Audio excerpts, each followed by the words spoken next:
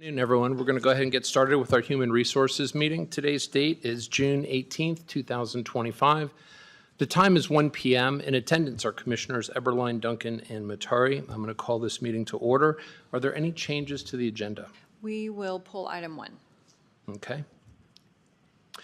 Anything else? Nope. No? Public comment? Hearing none.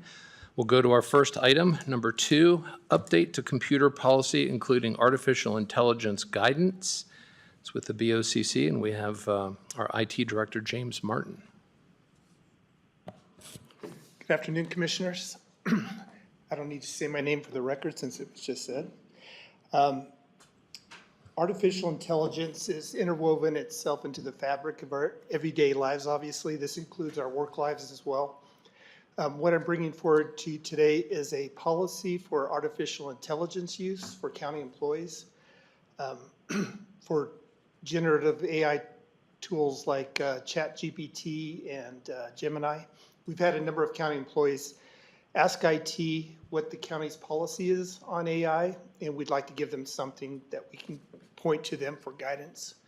We've had a number of agencies, we've had a number of different groups highly advise that we have an AI policy. This includes ICRIMP and our own county legal team to give county employees, again, something to refer to. The policy that we're proposing was developed by ICRIMP and modified for Kootenai County. Obviously, artificial intelligence is changing at a breakneck speed. So IT would be responsible for staying up to date on any breakthroughs in the technology and adjusting the policy as needed. I suppose our biggest concern would be the entry of sensitive data into these generative AI tools and for use by these companies that do AI. But this policy addresses that. It basically says that any county employee is required to check with their supervisor before entering any data, county data, into an AI tool. So it covers that. I'd like to read just a very short paragraph that covers what the policy entails. This policy applies to all staff who desire to utilize AI technology to assist them in fulfilling their job functions. All employees of Kootenai County are expected to interact with generative AI technologies in a responsible and ethical manner. This encompasses safeguarding privacy and personal data, using the technology for lawful and beneficial purposes, abstaining from deceptive or harmful applications, and fostering transparency and comprehension regarding the technology's capabilities and constraints. That is all I had in regards to this issue. So obviously I can answer any questions, or I can try to. I'm certainly no expert for that, and would also seek direction if you're would consider approval, what the next steps would be. Questions? I just kind of have one. So you may not enter any agency data or any into any generative AI tool or service without first obtaining written or email permission from your supervisor. But that also says, don't download or access the tool from an agency device without permission from your supervisor and the IT department. How quickly would that happen? Well, it would depend on the case. When you say how quickly, it would be up to the supervisor that's being, we put IT in there too, just so we know what's going on, kind of have our finger on the pulse. But it's mainly for the supervisors, so they know what their employees are doing. Maybe that doesn't answer the question, but it's as far as how long, it's just, I mean, the tools are available on the internet immediately.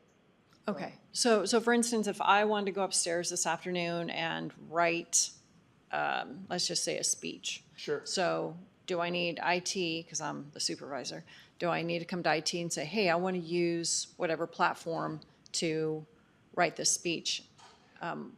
Or, I mean, because I'm not aware of, like, I've never had to download any AI tool. I just go to the web and use it there. They have apps for you to download. Yeah. So that's what that's addressing, are the apps.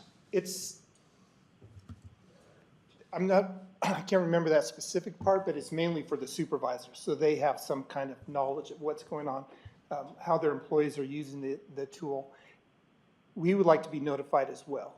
I Okay. mean, we're not going to die on that hill, but we'd like to be notified as well so that we know what employees are using and in what manner they're using and maybe learn something ourselves and how the tool can be used. But yeah, it's like Commissioner Matari said, there are tools for downloading, but other than that, you can just go on the internet as you've done before, and ChatGPT is available, Gemini is available, these other tools that are mentioned are available immediately. But as far as IT goes, as long as the supervisor approves, we're obviously on board. Okay. It's more of just for an FYI on our part. You just don't want applications downloaded on county equipment, because at that point, you're inside the network. Right, That's one of the issues. As Exactly. far as people using it, they're responsible for their work product. yes. And it has to be accurate.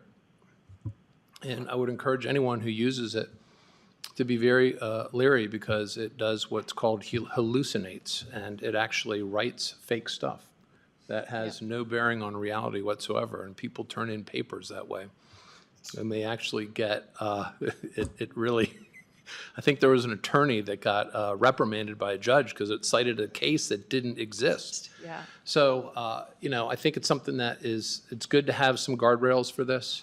Yes, But in the end, the employees are, obviously responsible for their own work product. And whether they get a friend to write it for them or AI, they're responsible. it's a very good warning, Commissioner. The policy does mention that in so many words, saying that AI is not infallible. So you're Yeah. responsible for what you produce, and also if you use it, you should also make mention of it as well in your work product. Same thing, we're using county equipment for generating images or videos of other people's likeness or things like that. Right. We don't want that to be happening as well. That is correct. So, okay. So at this point, we can put it on a business meeting to adopt, and then I was going to bring it to an elected officials Well, meeting. actually, that's what I wanted to ask is, Yeah. has it been distributed to the elected officials? No, I haven't. not yet, but I was going to caveat that with if there was any feedback that we would be able to address it. So I'm happy to distribute it to all the EOs and get feedback. I think we should do that. Yeah. And just go ahead and do it after today or this meeting and Sounds good. wait to hear feedback. Okay. Definitely would like the elected's feedback. Thank you. All right, next up, item 3. New hire greater than 97% of market. It's juvenile detention. We have a juvenile director, Eric Sheffield. Good afternoon, Commissioners. I think we can get through this without going to executive session. Not going to use any names or no personnel matters here. I don't. Okay, pretty simple matter. Am I free to proceed? Yeah, as long as we don't talk about any specific individuals, it should be fine. Okay, so we had a nurse retire, and in preparing for that, I came to the board and requested that one full-time benefited position be divided into 2 part-time, essentially half-time, non-benefited positions. So that would provide us some flexibility while also saving the county some money. We filled the first part-time position pretty promptly, but that was the only applicant we received in 2.5 months, that one single applicant. We still have the ad running. The nurse who retired is very interested in coming back, and I've been working with HR, and it looks like we can get her back as early as July 5th. What I'd really like to do is just bring her back at the hourly rate she was at when she left. So she was a grade 9, step 9, and that exceeds my authority as a department head to bring her on board at that rate. So I'm just here asking and requesting that you approve that. Thank you. Any questions? No, I just see for FY '26, it would be a $4,000 increase, so we just be aware of that for next year. Yeah, except that it's also an overall decrease because we got rid of the full-time position. So it's really, yeah. Yeah, thanks. recognize. I don't have a problem with that. Commissioner Eberline? No? Okay. Okay. So I guess we'll take a motion. I move that we approve the hire above 97% of market for the juvenile detention part-time nurse. Commissioner Eberline? Commissioner Duncan? Aye. Chair Matari? Aye, motion carries. Thank you. Thank you. Next up, item 4. It's an appointment of an interim director for adult misdemeanor probation, and Commissioner Duncan. And first of all, I just want to thank you for putting this on here, too. So this is going to require executive session, and I think that an apology is needed because I had assumed probably last week that the HR meeting at 1 o'clock, we were going to go over the wage study, but that's actually at 2 o'clock before we do the A budget. So I see a bunch of people in the audience who probably were here for that reason, and Well, then why don't we just go to public comment, go into executive session, and then get ready for the 2 o'clock. So, public comment. Anyone want to speak? Hearing none, I'll take a motion to go into executive session. I move that we enter into executive session pursuant to Idaho Code 74206-1B. Second. Commissioner Eberline? Commissioner Duncan? Aye. Chair Matari? Aye.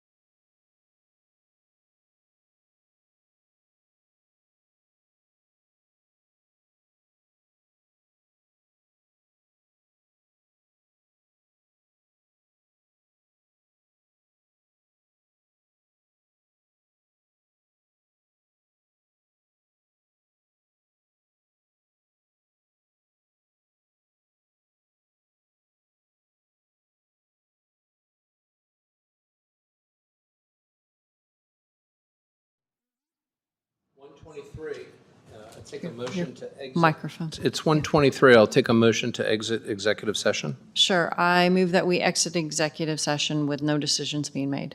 So be it. Commissioner Eberline? Commissioner Duncan? Aye. Chair Matari? Aye. And with respect to the interim director, I am going to make a motion that we appoint as the interim director Commissioner Leslie Duncan for adult misdemeanor probation until our new hire is ready to take over. Commissioner Eberline? Aye. Commissioner Duncan? Aye. Chair Matari? Aye. Motion carries. 124, meeting adjourned. Thank you.